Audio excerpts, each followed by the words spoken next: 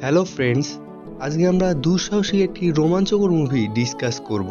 আর এই মুভির গল্পটা অনেকটা ভিন্ন রকম। আশা করি তোমাদের ভালো লাগবে। এই ভিডিওতে লাইক 10টা রাখছি। তো মুভির শুরুতেই একজন সম্রাটকে আমরা দেখতে পাই যে তার সৈন্যদল নিয়ে একটি রাক্ষসের ড্রাগনের পেছন পেছন তার গুহায় চলে আসে। ফলে সেই ড্রাগনটি সম্রাটের সমস্ত সৈন্যকে মেরে ফেলে।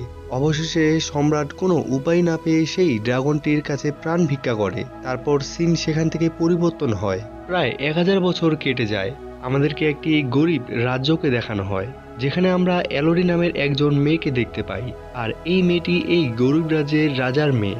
মানে তাদের রাজ্যটির এমন অবস্থা ছিল যে মানুষজন ঠিকঠাকভাবে দুবেলা খেতেও পারতো না। তো এলোরি সেখান থেকে যখন বাড়িতে ফেরে তখন সে জানতে পারে যে অন্য একটা এলিট রাজ্য থেকে তার জন্য বিয়ের সম্বন্ধ এসেছে। আর এই বিয়ের সম্বন্ধটির জন্য এলোডির বাবা অনেক খুশি ছিল, কারণ সেই এলিট রাজ্যটির সাথে যদি এলোডির বিয়ে হয় তাহলে তাদের রাজ্যের মানুষদের না খেয়ে থাকতে হবে না, তারাও ধীরে ধীরে এলিটে পরিণত হতে পারবে। এলোডির এই বিয়েতে ইচ্ছে না থাকার সত্ত্বেও সে তার বাবার কথা ভেবে রাজি হয়ে যায় এবং তার পুরো পরিবার বিয়ের উদ্দেশ্যে সেই এলিট রাজ্যের দিকে যাত্রা করে। এখানে উল্লেখ্য, তারা যখন যাচ্ছিল তখন অনেকগুলো ড্রাগনকেও তারা দেখতে পায়, যেটা এলোডির কাছে কিছুটা অবাক লাগে। তো সেই রাজ্যে যখন তারা পৌঁছে যায় তখন তারা মুগ্ধ হয়ে যায়, কারণ এই রাজ্যটি তাদের ধারণার চেয়েও অনেক সুন্দর ছিল। তাদেরকে সুন্দরভাবে ওয়েলকাম করা হয়, থাকার জন্য সুন্দর একটা জায়গাও দেওয়া হয়। তো রাতে যখন সে ব্যালকনিতে আসে তখন সে একটু দূরে আগুন জ্বলতে দেখতে পায়। তৎক্ষণাৎ তো সে সেটা নিয়ে তেমন চিন্তা করে না, ফলে সে কিছুক্ষণ পরেই ঘুমোতে যায়। পরদিন সকালে কুইন এলোডির বাবাকে জানায় যে এই বিয়েতে তারা রাজি আছে। তারপর তারা সে বিষয়ে আরো কথা বলতে থাকে। এইদিকে এলোডি এবং প্রিন্স দুইজনেই একে অপরের সাথে কথা বলতে চলে আসে।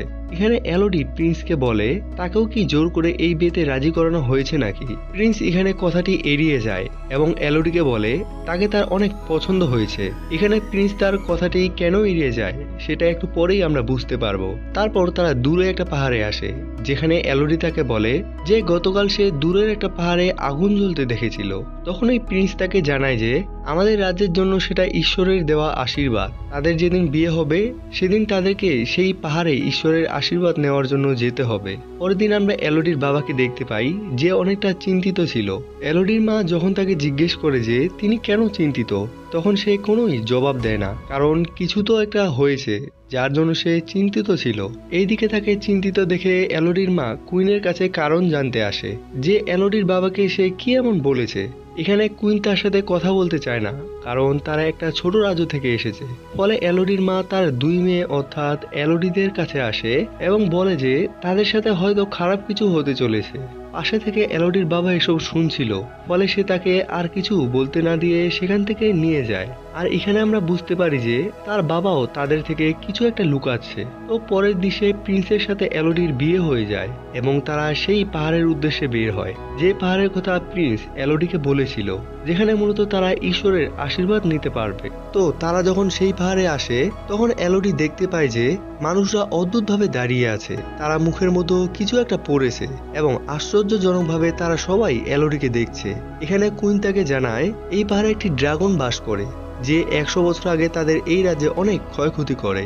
ফলে তাদের সম্রাট প্রতিশোধ নেওয়ার জন্য ড্রাগনের পেছন পেছন এই পাহাড়ে চলে আসে এবং দুর্ভাগ্যবশত সেই ড্রাগনটির 3টি বাচ্চা সম্রাটের সৈন্যরা মেরে ফেলে। আর তাতে ড্রাগন রেগে গিয়ে সম্রাটের সমস্ত সৈন্যকে মেরে ফেলে। শেষে সম্রাট তার কাছে প্রাণ ভিক্ষা করে এবং সে কথা দেয় যে তারও 3 জন কন্যা সন্তানকে সে ড্রাগনের কাছে দিয়ে দিবে, যাতে করে ড্রাগন তার প্রতিশোধ নিতে পারবে। আর তখনই আমরা দেখতে পারি যে কুইন প্রিন্স এবং এলোডির হাত কেটে দেয়। তারপর তাদের রক্ত মিলিত হবার জন্য দুইজনের হাত এক করে দেয়। তারপর কুইন বলে যে আজ থেকে তারা এক হয়ে গিয়েছে। তখনই প্রিন্স এলোডিকে কোলে তুলে নেয়। এখানে এলোডি অনেক লজ্জা পাচ্ছিল এবং সে অনেক খুশিও ছিল, কারণ সে জানতো না যে পরের মুহূর্তে তার সাথে কি হতে চলেছে। তখন ওই প্রিন্স তাকে নিচে একটা গর্তে ফেলে দেয়, যেখানে পড়তেই এলোডি অজ্ঞান হয়ে যায়। আর জ্ঞান ফিরতেই সে সাহায্যের জন্য চিৎকার করতে থাকে, যেটার আওয়াজ সেই ড্রাগন শুনতে পায়। যখন কেউই তাকে সাহায্য করার জন্য এগিয়ে আসে না তখন সে একা একাই সেই গর্তের উপরে উঠার চেষ্টা করছিল, কিন্তু সে বারবার ব্যর্থ হচ্ছিল। আর তখনই আমরা দেখতে পাই যে এই জায়গাটায় আরো অনেক মেয়ের অলংকার পড়েছিল, ফলে সে কিছুটা চিন্তিত হয়ে যায়। সে হঠাৎ দূরে কিছু একটা দেখতে পায় এবং সামনে এগিয়ে যেতে থাকে। তখন সে দেখতে পায় কিছু পাখি আগুনে পুড়ছিল, আর তখনই সেখানে ড্রাগন চলে আসে, যেটা দেখে সে অনেক ভয় পেয়ে গিয়েছিল। তখন ড্রাগন তাকে জিজ্ঞেস করে যে তার নাম কি। তারপর সেই ড্রাগন এলোডিকে বলে যে তাকে একটা চুক্তির জন্য এখানে পাঠানো হয়েছে, যেটার বদলে ড্রাগন তাকে মেরে ফেলবে, কারণ তার শরীর থেকে শাহী পরিবার রক্তের গন্ধ ভেসে আসছিল, যেটা মূলত সম্ভব হয়েছে প্রিন্স এবং তার হাত কেটে মিলিয়ে দেওয়ার ফলে। সেসব বুঝতে পেরে এলোডি এখান থেকে পালাতে থাকে, আর ড্রাগন মুখ থেকে আগুন বের করে তাকে মেরে ফেলার চেষ্টা করে। এলোডি পালাতে পালাতে একটা ছোট গুহার মধ্যে চলে আসে, যেখানে সে তো বেঁচে যায়, তবে তার পা সেই আগুনে পুড়ে যায়। সে কাপড় দিয়ে তার পাটি বেঁধে নেয়। সে হার মানতে চায় না, যে কোনো উপায়ে তাকে এখান থেকে বের হতে হবে। সে এখান থেকে বের হওয়ার পথ খুঁজতে থাকে। একসময় সে সামনে নীল রশ্মি দেখতে পায়, যে আলো মূলত জোনাক পোকার মতো কিছু পোকা থেকে উৎপন্ন হচ্ছিল। এলোডি সেই আলোর কাছে যেতে যাচ্ছিল, কিন্তু সামনে ছিল বড় একটি খাদ। আলোর কাছে যেতে হলে তাকে লাফ দিয়ে সেই খাদে পেরিয়ে যেতে হবে, যেটা লাফ দিয়ে পেরুতে না পারলে মৃত্যু। আর পেছনে ছিল ড্রাগন, সে লাফ দেওয়াটাই বেছে নেয়। সে যখন লাফ দেয় তখন সে পড়েই যাচ্ছিল। তার কাছে থাকা একটা চাকুর সাহায্যে সে নিজেকে সেখানে আটকে রাখে এবং ধীরে ধীরে উপরে উঠতে থাকে। সে উপরে উঠেই সেই পোকাগুলোকে সংগ্রহ করতে থাকে, কারণ যেহেতু ওই উজ্জ্বল পোকাগুলো থেকে আলো বের হচ্ছিল, তাই পথ খুঁজতে তার সহজ হবে। সে সেখানে হাঁটতে হাঁটতে জলের সন্ধান পায়, আর এই জল মূলত উপর থেকে চুয়ে চুয়ে পড়ছিল। তাই সে জল পান করার জন্য যখনই মুখ খুলে, তখনই সেখানে ড্রাগন আবার চলে আসে এবং এলোডি সেখান থেকে পালিয়ে আসে। সে এখানে দেখতে পায় অনেকগুলো মেয়ের নাম, যাদের মূলত তার মতোই বলিদান দেওয়া হয়েছে। সে সব দেখে অনেক ভেঙে পড়ে এবং একসময় ঘুমিয়ে যায়। তার যখন ঘুম ভাঙে, তখন সে দেখতে পায় সেই আলোময় পোকাগুলোর তার পায়ের ক্ষতস্থানে বসে আছে, যেটা দেখে সে অনেক ঘাবড়ে যায় আর তড়িঘড়ি করে সেই পোকাগুলোকে সরানোর চেষ্টা করে। সে যখন ওই পোকাগুলোকে সরায়, তখন সে দেখে যে তার ক্ষতস্থানটি ঠিক হয়ে গিয়েছে। মানে এই পোকাগুলোর একটা পাওয়ার ছিল, যে কোনো কাটাছেঁড়া এই পোকাগুলো ঠিক করে দিতে পারতো। ফলে এলোডি সেগুলোকে আবার সঙ্গে নিয়ে সামনে এগোতে থাকে। কিছু দূর যেতেই সে এই গুহা থেকে কিভাবে বের হওয়া যায় তার নকশা দেখতে পায়, যেই নকশা মূলত এখানে আটকে থাকা কোনো মেয়েই হয়তো করেছে। তো এখানে এলোডি সেই নকশাটি ফলো করে বাইরে বের হতে যাচ্ছিল। একসময় সে ওই নকশা অনুযায়ী শেষ গন্তব্যে এসে পড়ে, যেখানে সে সূর্যের আলো দেখতে পায় ঠিকই, কিন্তু এখানে ওঠা অনেক কষ্টসাধ্য ছিল। তবুও সে কোনো কষ্টের কথা না ভেবে উপরে উঠতে থাকে এবং একসময় বের হওয়ার রাস্তা দেখতে পায়। কিন্তু এই জায়গাটি অনেক ভয়ঙ্কর ছিল, পাহাড়ের মধ্যস্থান, এখান থেকে নামার কোনো উপায় ছিল না। সে আবার নিরাশ হয়। সে সেখান থেকে সাহায্যের জন্য চিৎকার করতে থাকে, কিন্তু তাতেও কোনো লাভ হয় না। সেখানে আবার ড্রাগন হামলা করে এবং এলোডি আবার ভেতরে লুকিয়ে পড়ে। আর এইদিকে সেই গুহার ভেতর থেকে এলোডির বাবা চিৎকার করার আওয়াজ ভেসে আসছিল, যেটা ড্রাগন শুনতে পেয়ে নিচে তার বাবাকে আক্রমণ করার জন্য চলে যায়। আর এলোডিও তার বাবার কাছে যাওয়ার জন্য নিচে নামে।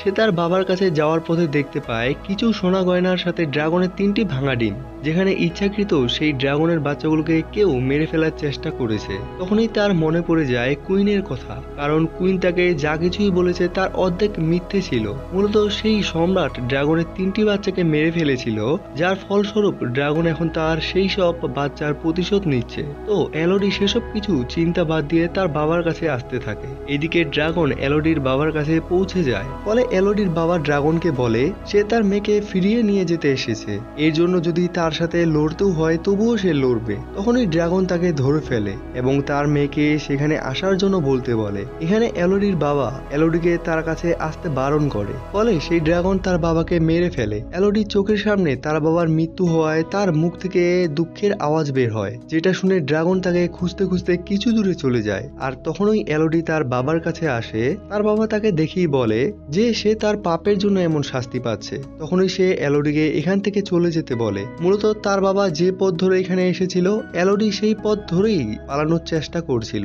আর তখনই ড্রাগন তাকে দেখে ফেলে এবং আক্রমণ করে। সে অল্পের জন্য সেখান থেকে পালিয়ে আসতে পারে। এইদিকে ড্রাগনও তার পিছু করতে থাকে। বাইরে তার বাবার একটি ঘোড়া ছিল, যেটা নিয়ে এলোডি পালাতে থাকে আর এক সময় ছোট একটা জায়গায় লুকিয়ে পড়ে। এইদিকে ড্রাগন তার পিছু করছিল, ফলে সে তার ঘোড়াটিকে মেরে ফেলে। আর এইসব ঘটনা দূর থেকে কুইন দেখছিল আর বলছিল যে এইসব এলোডির জন্যই হচ্ছে। হচ্ছে সে এসব খুব জলদি ঠিক করে দেবে, যার জন্য সে বেরিয়ে পড়ে এবং এলোডির বোনকে বন্দি করে সেই পাহাড়ে নিয়ে আসতে ধরে। এখানে তার মা বাধা দিলে কুইন তার পেটে চাকু ঢুকিয়ে দেয়। এইদিকে এলোডি তার মায়ের সাথে দেখা করে। তার মা জানায় যে তার বোনকে কুইন বলিদানের জন্য ধরে নিয়ে গেছে, তাকে যদি এখন বাঁচানো না যায় তাহলে তারা তাকে সেই ড্রাগনের কাছে দিয়ে দিবে। যেটা শুনে এলোডি সেখানে যেতে থাকে। আর অন্যদিকে সেই পাহাড়ে কুইন তার নিজের এবং এলোডির বোনের হাত কেটে একটা বন্ধন সৃষ্টি করে, তারপর তাকে নিচে ফেলে দেয়, যেখানে ড্রাগন তাকে সঙ্গে সঙ্গেই ধরে নিজের কাছে রেখে দেয়। তো এলোডি যখন আসে তখন সে দেখে যে তার বোনকে নিচে ফেলে দেওয়া হয়েছে, তাই সেও ওই গুহায় চলে যায়, যেটা কেউই জানতো না। সে ওই ড্রাগনের সাথে লড়ার জন্য নিজেকে প্রস্তুত করতে থাকে, আর সে তার বাবার পরে থাকা তলোয়ারটিও তুলে নেয়, যেটা ড্রাগনের সাথে লড়ার সময় তার কাজে লাগবে। অন্যদিকে দেখানো হয় যে সেই ড্রাগনটি এখনো তার বোনকে বাঁচিয়ে রেখেছিল, কারণ সে জানতো যে এলোডি তার বোনকে বাঁচানোর জন্য এখানে আসবেই, আর তখন সে এলোডিকে মেরে তার বাচ্চার প্রতিশোধ নেবে। তখন ওই দূরে এলোডি সেই ড্রাগনকে অন্যমনস্ক করার জন্য শব্দ করে, যেটা শুনে সেই ড্রাগনটিও অন্যমনস্ক হয় এবং সে এলোডির বোনকে সেখানেই রেখে সেই শব্দের কাছে যায়। তখন ওই এলোডি ড্রাগন আসার পূর্বে তার বোনকে সরিয়ে ফেলে। তো ড্রাগন যখন তাদেরকে খুঁজতে থাকে তখন এলোডি তার চোখের সামনে একটি তলোয়ার ধরে এবং সব সত্য তাকে বলতে থাকে, যে তাদের সাথে ছলনা করা হচ্ছে, তাদেরকে বিয়ের নামে বলিদান দেওয়া হচ্ছে, তারা এই শাহী পরিবারের সদস্য না হয়েও তাদেরকে বলিদান দিতে হচ্ছে। ড্রাগন এলোডির এসব কথা বিশ্বাস করে না, কারণ তার শরীর থেকে শাহী পরিবার রক্তের গন্ধ ভেসে আসছিল। ফলে ড্রাগন এখানে এলোডিকে আক্রমণ করে, কিন্তু এলোডি অল্পের জন্য বেঁচে যায়, তার শরীর অনেকটা আগুনে পুড়ে গিয়েছিল।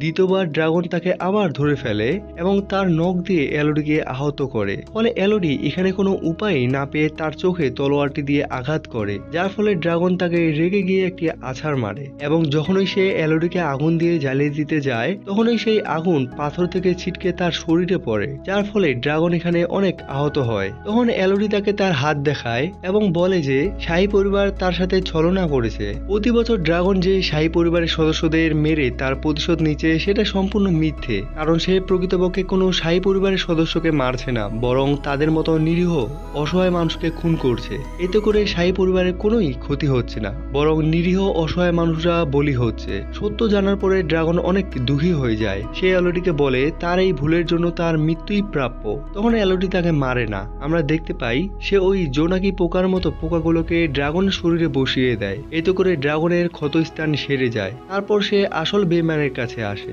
যেখানে আজকেও প্রিন্সের সাথে অন্য একজনের বিয়ে হচ্ছিল। সেখানে এলোডি তাকে সব সত্য বলে দেয় এবং তাকে চলে যেতে বলে। তারপর এলোডি সবার উদ্দেশ্যে বলে যারা যারা নিজের জীবন বাঁচাতে চায় তারা যেন এখান থেকে চলে যায়। তখন কুইন তাকে বলে সে একাই তাদেরকে কিছুই করতে পারবে না। তখন এলোডি বলে যে সে একা নয়। তখনই আমরা ড্রাগনকে সেখানে উড়ে আসতে দেখি। সে এই শাহী পরিবারকে তার আগুনে পুরো মহল সহ জ্বালিয়ে দেয় এবং তার প্রতিশোধ সম্পূর্ণ হয়ে যায়। আমরা শেষ দৃশ্যে দেখতে পাই যে এলোডি তার মা এবং বোনের সাথে তাদের পুরনো রাজ্যে ফিরে যেতে ধরে, যেখানে সেই ড্রাগনও এলোডির বন্ধু হয়ে তার সাথে সেই রাজ্যে যাচ্ছিল। মূলত গল্পটা এখানেই শেষ হয়। তো ভিডিওটি যদি ভালো লাগে তাহলে চ্যানেলটি সাবস্ক্রাইব করতে পারেন, আর কেমন লেগেছে জলদি কমেন্ট করুন।